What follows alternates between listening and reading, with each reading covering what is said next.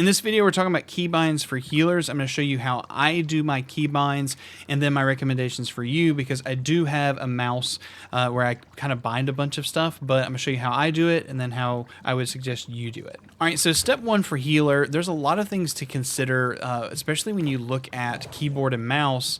You have all of the stuff here just for life staff combat, and then not only that, you have stuff here in settings under game. When it comes to healing, there's a whole subset of things here. So I kind of want to go through everything and talk about why, talk about how I do the keyboard, and then what I recommend for you. So let's start with settings, then we'll talk actions, and then we'll talk about the why. So the only ones that I have on in settings under game and healing are lock camera to target and show hotkey hints while in raid. So the reason why I have those on is, and I'm not in a party right now, I'll join an expedition in a second so we can see it in real time.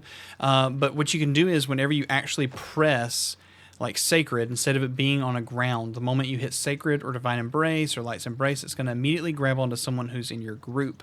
And I think that that's really important, because then you can click it, you can either scroll with the wheel to go through your targets, or you can press the key that's appropriate to the person in the group, which I think is what's important. Also, we have Smart Cast. I have tested this on and off for someone like a Fire Staff or Ice Gauntlet, Void Gauntlet, and where you want Smart Cast. I think that it's really useful. For healer, I think it can be. However, it felt very clunky when I first started, so I'm not necessarily a person who uses Smart Cast. Could it be totally useful? Sure. Do I think that it's going to be useful on controller? Maybe. But maybe not necessarily as a healer. So let's go to keyboard, mouse, and we'll talk about controller as well. All right, so let's go ahead and talk about my mouse itself. So the mouse I use is actually the Logitech G602, and it has 6 side buttons, the 2 DPI buttons that are reprogrammable, and a whole bunch of other stuff. You don't need a multi-button mouse to be able to do healing. I'm just telling you this is how I've set it up and then how I would suggest you set it up. So what I've done is this. Weapon 1 and 2, I've unbound from 1 and 2, and I use swap weapon, kind of like what it is on the controller where you hit Y or triangle. I think it's triangle on PlayStation controller, where you just swap back and forth. I use that and bind it to a key. And so I actually bind it to one of the DPI buttons right here, unbind weapon 1 and 2, and then going down to life staff, target self is still left control, so I can just reach my pinky down to be able to just target myself. Mouse button to be able to target someone. I don't really use this one too much. Ally target modifier, I don't use this too much. Cycle target up and down. This is important because if you want to just be able to scroll in between people, you totally can. And this is really useful when you're in group mode or in raid mode, so that you can target people in the other part of the raid team. You can totally be able to scroll wheel down into the next raid team, and then you can target member based upon that by doing wheel up and down. So I think this needs to stay bound just like it is. Please don't change this one.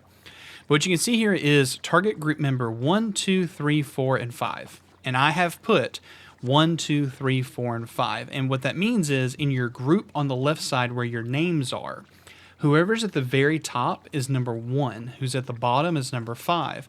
And so when I hit Sacred, and I know that my tank is number 3, he's the 3rd person in the group, I can hit Sacred, hit the number 3, and it's going to put the Sacred on the tank.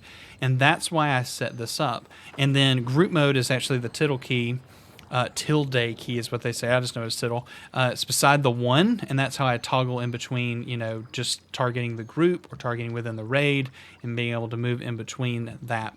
But as far as targeting group members, I do 1, 2, 3, 4, and 5. Now, you might be asking the question, but Brandon, 1 and 2 is my weapon, 3, 4, 5, and 6 are my pots. How does that even work? Well, I personally do Q, R, F, and G as my pots. Now, again, you're going to ask the question, but Brandon, where are your weapon abilities if they're not on Q, R, and F? Well, they're on my mouse. So I actually do all of my ability casts from my mouse, and you can see weapon ability 1, 2, and 3, and Heart Rune are 4 of the side buttons that are on the side, and then I have Target Lock as one of them on the side button as well. So I do all the weapon abilities here. And if now you're probably asking the question, but Brandon, I don't have that mouse. How does this work? And what would you do?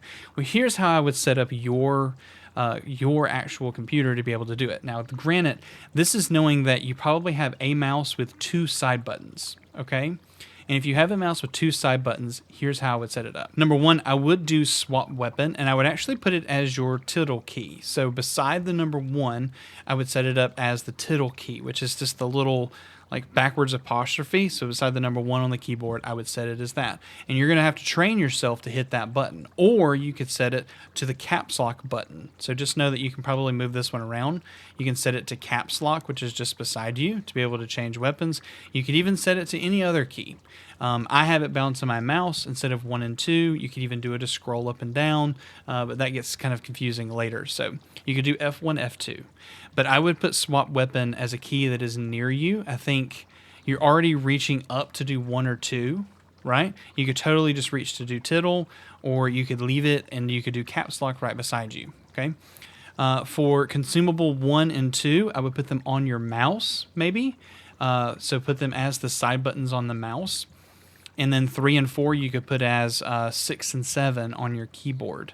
Rather than them being 5 and 6, they could be 6 and 7.